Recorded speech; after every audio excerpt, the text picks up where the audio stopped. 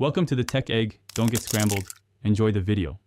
You begin by creating a shared Google Tasks list named for your project so everyone recognizes it immediately.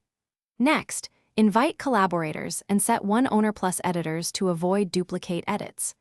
Once done, attach calendar events and drive links to each task so context travels with the work. That prevents back and forth. Make sure to enable notifications and set due dates. This initial setup forces clear ownership and creates the scaffolding you need to move fast from day one. Now you structure and assign. Split big items into 1-2-day subtasks so progress is visible and momentum builds. Assign each subtask to a single person and include a concise deliverable statement so nobody asks what to do. Once assigned, add checklists and attach reference docs. That reduces questions later. Use recurring tasks for stand-ups, reports, and reviews and schedule them into calendar.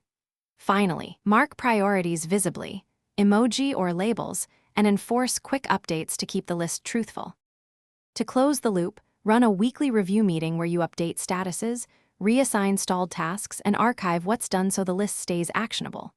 Require recipients to add a short acceptance note when completing a task. That preserves accountability.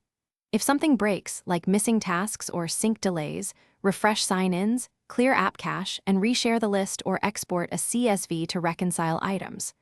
One troubleshooting tip: if items duplicate, consolidate by copying notes into a single master task before deleting extras to avoid loss. Thanks for watching. Consider subscribing if I helped unscramble your problems.